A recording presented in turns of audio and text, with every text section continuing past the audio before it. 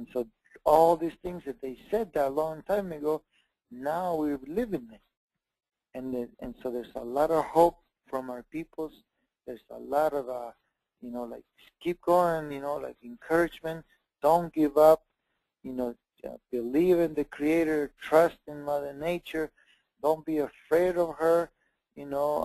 Allow yourself to be, shaped and shifted again back to the spiritual being. That's who we are. We are spiritual beings having a physical experience. And it's not the other way around, the way we think that we are physical, and then we go all of our lives trying to search for a spiritual experience. That's the indoctrination of the religions. But we are spirits, and we are having this dream. We're having this physical experience that it will make a difference, and it will help us to rebirth back into our spiritual being, or it will make it a heart birth again. And so that's our focus, is to make the changes now, to enjoy the gifts that we're given, to make a good life, one that is a giving, one that is harmony, one that is now that as we find ourselves in this chaotic world, and if we don't want to be part of it, we have to make strong decisions. And those decisions are going to make a beautiful birth for our souls to get back to where it's supposed to be. As we're going to die, and this whole maybe 90 years, 50 years, 30 years of preparation for our next birth, it becomes this divine evolutionary process. And so this is not the beginning or the end of the world. This is a transition, an opportunity for the soul to go through this evolutionary process and experience our physicalness, experience this relationship that now we have to heal. We have a lot to do, and time is flying. So well, that's what are things that people can do? You mentioned the sweat lodges, and you mentioned spending time watching the sky go by. What are things that people can do now to start preparing themselves to have an experience of divine? Many of the people on the phone haven't had the opportunity yet to, say, gather with elders, gather with others and with elders. What are things that they can do as an individual, and what is the importance of coming together in community when we're trying to make this connection? Yeah, it's at first it's like, where do we go? Where do we do? And so maybe we come across the faith keepers, as the Sacred Fire Foundation, Earth Peoples United, and other circles are bringing that connection again. The 13 grandmothers, all kinds of people. It's a reawakening of humanity. It's a beautiful time right now. And so as we come together, maybe we come to hear a talk like this through the phone. Maybe the next time we go to see how the councils are, people gathering, and then maybe we'll go to a sweat lodge, then we go to another ceremony, and then we start learning that we have to contemplate, meditate, calm the mind, focus on getting our bodies healthy, and choosing how and what we use from the earth, and how we are discarding the things that we're getting. And so as we little steps, we start focusing on, okay, I'm going to build this relationship. Then you come across what we do. We live in ceremony. We live in sacred activities like this. Great councils, small ceremonies, large ceremonies. That's what we do. So as people come across, they say, well, through the whole summer we're making camps at Deer Mountains. We're going to have ceremonies, we're going to have trainings, we're going to, bring that effort to witness, for us to experience that again, because maybe we haven't had it, or if we had it, we haven't recognized it, or we haven't know what to do with it. And so many of our people, they know that we have to conserve, preserve, and promote the human family again, to acknowledge that, you know, there are still pockets of the sacred wisdom we need to preserve.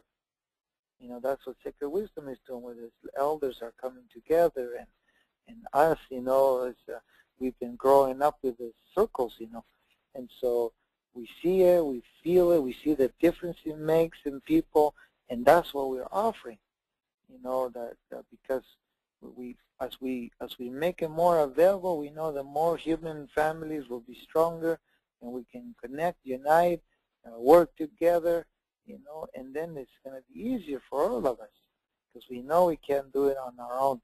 So we need each other. So when we come to ceremony, it's come with open mind, you know, open to possibilities, and have the courage, because sometimes the spiritual experience or the divine, to us, the humans, it seems sometimes very scary, very powerful. You know, it's like, wow, this is like, whoa, I can't handle this, or I can't, you know, it's like, oh my God, I didn't know that existed. And, you know, so that's why we are there for, what they call the medicine people, the spiritual leaders, spiritual guides, to control, or, you know, to have the space around so it is safe for the people.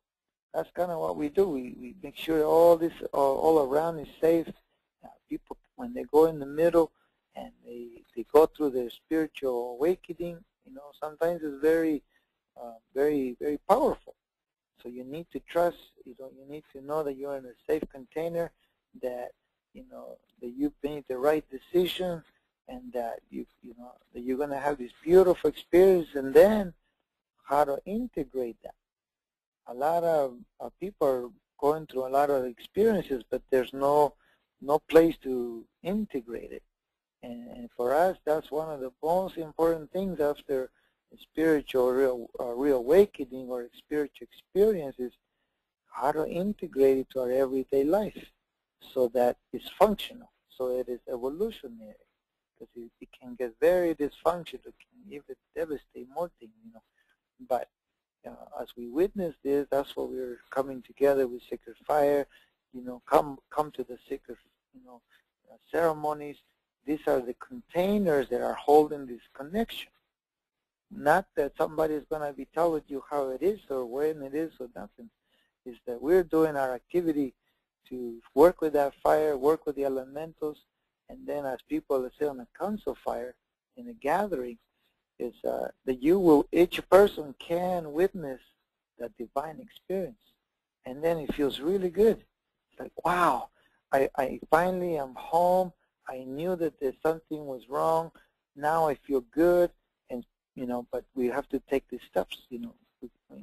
Like for us, we meet and we gather, and we have a lot of ceremonies. We have a lot of fire ceremonies to do this cleansing, this purifications, a lot of teachings, a lot of like sacred pilgrimages, you know, and another for the spring equinox. Spring equinox, we're going to be done in Guatemala, in Lake Atitlan, at the sacred site, to welcome this spring. There's a lot of things that nature's telling us, and we are activating our relationship, because the nature's already doing it. We just have to be doing this, doing this so we can communicate and understand what the nature's telling us and what we have to do to be able to have a good transition into what we call the sixth world, you know, where the people made out of honey can really flourish. You know, those are our children, our great-grandchildren coming, and so that's kind of what we do. You know, it takes the decision to come, all right, let's see what this fire is about. Let's gather, let's witness it, let's make a decision to work together, and we have a lot to do. We have, you know, a lot of our relatives are always doing something in relation with nature, the spiritual, and helping each other, so it's really nice, you know. Wonderful. And Eric, what happens when elders from different traditions come together? Is that an important thing to have elders from traditions share with people? What's your perspective about what can happen when that happens? Yeah, that's amazing, because each elder has an incredible amount of energy, experiences. He brings incredible amount of diversity and different points of view. But when they come together, it's this like a supernova of energy, connecting this incredible people that dedicated their lives to the ceremonies, to the carrying the sacred wisdom, carrying that sacred connection. And when all these connections come in and mutually connect to the example, the sacred fire in the middle, the possibilities are endless. And we've seen a lot of nature responding to it, like lightning and, beautiful, lights and hurricanes and things that come in, and they're not there to hurt us. They come in to be part of our circle, And we see animals come in, and then we start seeing, like, wow, they don't think we're enemies, So when these elders come in and they start sharing, it's like something clicks in that. That's where I grew up, in these elder circles. I listen to people like 80, 90, 100 years old, and then having to translate that, and listening to the stories and seeing where their experience have taken them, and then learning from that has been enriching. It has just only enriched my life personally, And I have witnessed a lot of young people and others, all my brothers and sisters that we come across these circles, that it has made an incredible, contribution to our evolutionary process. Those are our jewels, just like our children are. And so that's what we do too. We put the elders and the young people together. The community shows up, and we're the link.